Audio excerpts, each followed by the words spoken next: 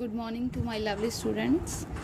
बेटा थोनों future indefinite दे रूल्स एक्सप्लेन कर रही हैं। थोने हमेशा जब भी किसी सेंटेंस नू आइडेंटिफाई करना है तो थोने देखना है भी उहदे च ये रूल अपलाई हुंदा है, तो थोनों पता चल जूगा भी ये फ्यूचर इंडेफिनेट है या नहीं।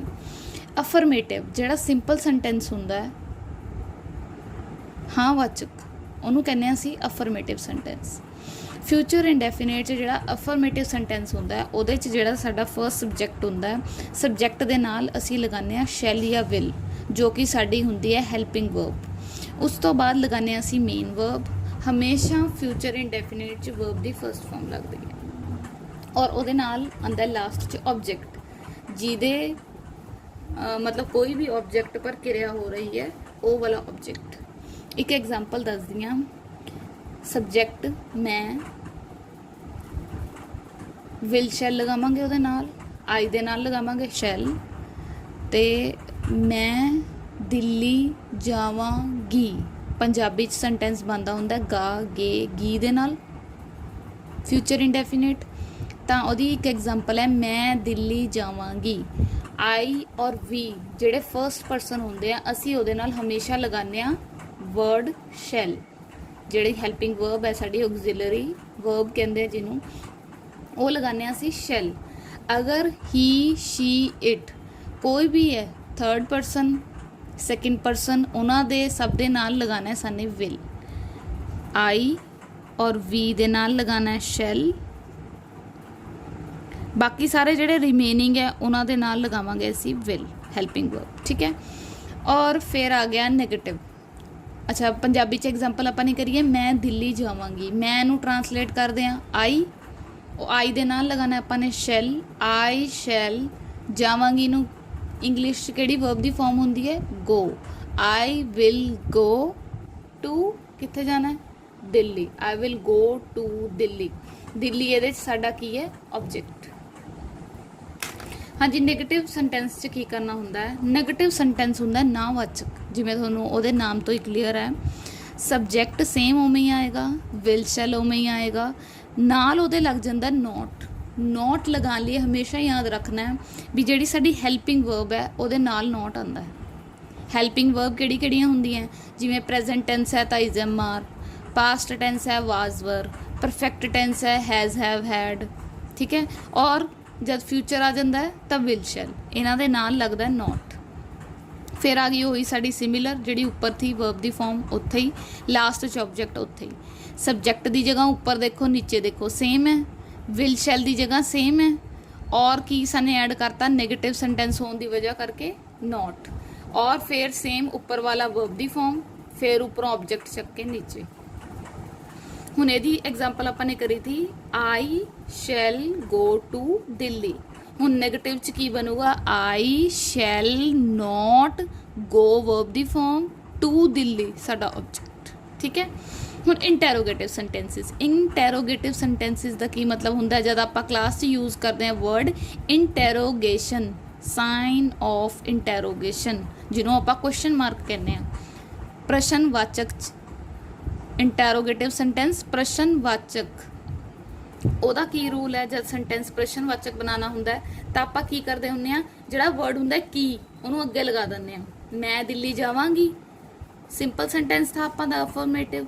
नैगेटिव च आपां ने की करिया मैं दिल्ली नहीं जावांगी। फिर इंटैरोगेटिव च की हुंदा है की मैं दिल्ली जावांगी। अगर आपां दे बोलण दे तरीके तो ही पता चलूगा भी आपां सवाल पुछ रहे हैं या एक सिंपल गल दस रहे हैं। हुण तुसीं मेरी गल ध्यान नाल सुनो, मैं दिल्ली जावांगी, इहदे च की है मैं तुहानूं दस रही हाँ कि मैं दिल्ली जावांगी, की मैं दिल्ली जावांगी। हुण मैं की है सवाल पुछ रही हाँ भी की तुहानूं लगदा मैं दिल्ली जाऊँगी, या नॉर्मल एक उहदे च लग रहा भी मैनूं तां यकीन नहीं कि मैं दिल्ली जावांगी, या मैं दिल्ली नहीं जावांगी। इहदे च भी तुहानूं क्लीयर है भी मैंने ये गल क्लीयर करती कि मैं दिल्ली नहीं जावांगी, मैंने दिल्ली नहीं जाना, ठीक है। तो इंटैरोगेटिव सेंटेंसिस च की हो गया विल या शैल अगे आ जाऊगा। आपां ने याद रखना जिहड़ा ये विल शैल है उहदी पोजीशन अगे चली जाऊगी, सैकेंड नंबर तो फर्स्ट नंबर ते आ जाता है नैगेटिव च, या पॉजिटिव च जिहड़ा दूसरे नंबर पर आ रही हुंदी है साडी हैल्पिंग वर्ब वो की है अगे चली जाती है, फस्ट पोजीशन ते आ जाती है इंटैरोगेटिव सेंटेंसिस और जिहड़ा साडा सबजैक्ट है वो खिसक के नंबर 2 पर चला जाता है, ठीक है। और सेम वर्ब दी फॉर्म उत्थे ही, ऑब्जैक्ट उत्थे ही, और लास्ट च साडा ऐड हो जाता है question mark. Question mark add हो जाता है कि मैं दिल्ली जावांगी। लास्ट च अगर क्वेश्चन मार्क लग्या होगा आपां नूं क्लीयर हो जूगी ना भी ये सवाल ही पूछया होया है।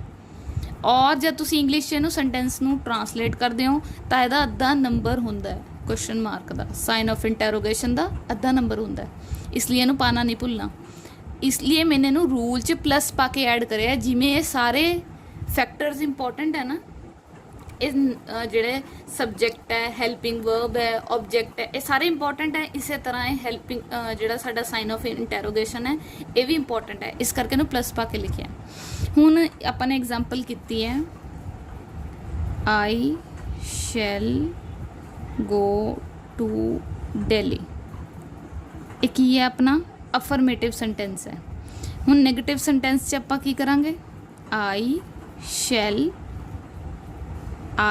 शैल फिर की लगाना है, नॉट, गो टू दिल्ली। फिर आ गया इंटैरोगेटिव, शैल अगे आ जाऊगा, आई खिसक के पिछे, शैल आई गो टू दिल्ली। और ये आपां कोल नावाचक नहीं हैगा, सिंपल है कि मैं दिल्ली जावांगी तां शैल आई गो, ऊपर वाला नॉट ऐड नहीं करना जब तुसीं सिमिलर सेंटेंस नीचे लिख रहे होवोगे, ठीक है। आई होप तुहानूं फ्यूचर इंडेफिनिट क्लीयर हो गया। हाँ जी बेटा, नैक्सट टॉपिक है अपना फ्यूचर कंटीन्यूस। फ्यूचर कंटीन्यूस च की हुंदा है, आपां ने जिहड़ा सबजैक्ट यूज़ किया था सिमिलर, साड़ी हैल्पिंग वर्ब है विल शैल वो भी सिमिलर, फिर आपां लगाने हैं वर्ब दी फर्स्ट फॉर्म बी, और वर्ब दी फर्स्ट फॉर्म जिहड़ा असी काम कर रहे हैं वो वाली किरिया वाली वर्ब दी फॉर्म नाल उहदे लगदा है ING, जिहड़ी कंटीन्यूस लगातारता दी पहचान है ING, और फिर जिहड़ा लास्ट ते साडा रह जांदा ऑब्जेक्ट। पंजाबी च इहदा सेंटेंस किवें बनदा है, माली पौदिਆਂ ਨੂੰ पानी दे रहा होवेगा। फ्यूचर भी शो हुंदा है गागेगी तो, और कंटीन्यूस कितों शो हुंदा है रेहा। माली पौदिਆਂ ਨੂੰ पानी दे रहा होवेगा, the gardener will be watering the plants. The gardener जिहड़ा सबजैक्ट है, विल क्योंकि यह ना फर्स्ट पर्सन आई और वी नहीं हैगा, इस करके साने दे नाल लगाया विल। बी वाटर वर्ब दी फर्स्ट फॉर्म ING, पानी देना हुंदा है वाटर, और ਉਹਦੇ ਨਾਲ ING। Watering the plants negative च की करांगे, नावाचक च gardener will not be watering the plants. Interrogative च की हुंदा है, will the gardener be watering the plants. और की है साइन ऑफ इंटैरोगेशन नूं नहीं भुलना आपां ने, ये आपां दे रूल दा हिस्सा है, ठीक है। आई होप तुहानूं फ्यूचर कंटीन्यूस क्लीयर हो गया। Good morning students. बेटा जिमें थोनों मैंने ऑलरेडी रूल्स समझाते, तो फ्यूचर टेंस दे फ्यूचर इंडेफिनिट, फ्यूचर कंटीन्यूस और फ्यूचर परफेक्ट, तो उस अकॉर्डिंग थोने जिहड़े फॉलोइंग क्वेश्चनस हैं हुण थोनों पूछे जा रहे हैं, तो उन्होंने जवाब देने हैं। Name the form of the verb used in future indefinite tense. Future indefinite tense असी जिहड़ी वर्ब दी फॉर्म यूज़ करते हैं वो किहड़ी हुंदी है, V1 V2 या V3, वर्ब दी फर्स्ट फॉर्म, सेकेंड फॉर्म या third form. Which form we use in present continuous tense. हुण प्रेजेंट कंटीन्यूस टेंस दे विच असी वर्ब दी किहड़ी फॉर्म इस्तेमाल करते हैं, आपां ने लास्ट जिहड़ी वर्कशीट थी लास्ट वीक दी उहदे च आपां ने कीता था। उस तो बाद है which is used with first person in future tense, shall और विल। जिहड़ा फर्स्ट पर्सन है असी उहदे नाल फ्यूचर टेंस च की लगाने आ, विच वर्ड दे नाल, शैल या विल। फर्स्ट पर्सन जिहड़े हुंदे आ आई और वी, उहदे नाल असी की लगाने आ, शैल या विल।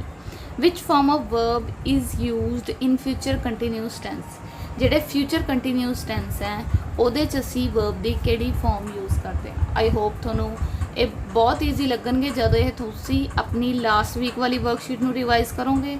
फिर जिहड़ी मैंने तुहाडे नाल पहला वीडियो शेयर करी है, वीडियो का फर्स्ट पार्ट ਜਿੱਥੇ ਤੁਹਾਨੂੰ ਇਹ ਸਮਝਾਇਆ ਗਿਆ ਹੈ ਵੀ ਫਿਊਚਰ ਇੰਡੈਫੀਨਿਟ ਟੈਂਸ ਦੇ ਕੀ ਰੂਲ ਹੈ, ਕੰਟੀਨਿਊਸ ਦੇ ਕੀ ਰੂਲ ਹੈ ਔਰ ਪਰਫੈਕਟ ਦੇ ਕੀ ਰੂਲ ਹੈ। ਠੀਕ ਹੈ।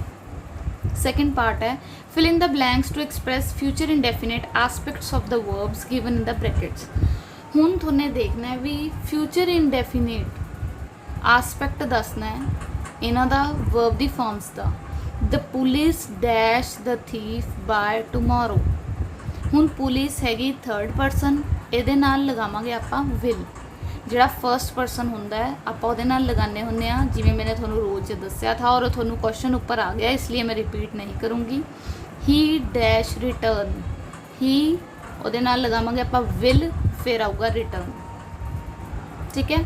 फ्यूचर इंडेफिनेट है इस करके सब्जेक्ट, फिर हेल्पिंग वर्ब और वर्ब दी फॉर्म।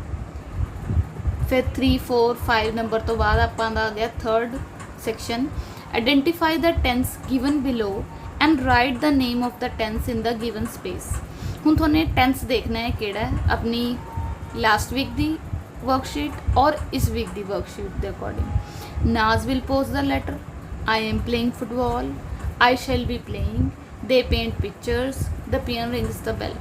I hope तुहानू वर्कशीट दी एक्सप्लेनेशन क्लियर है। तुहाने दे आंसर्स लिख के सेंड करने हैं। Thank you.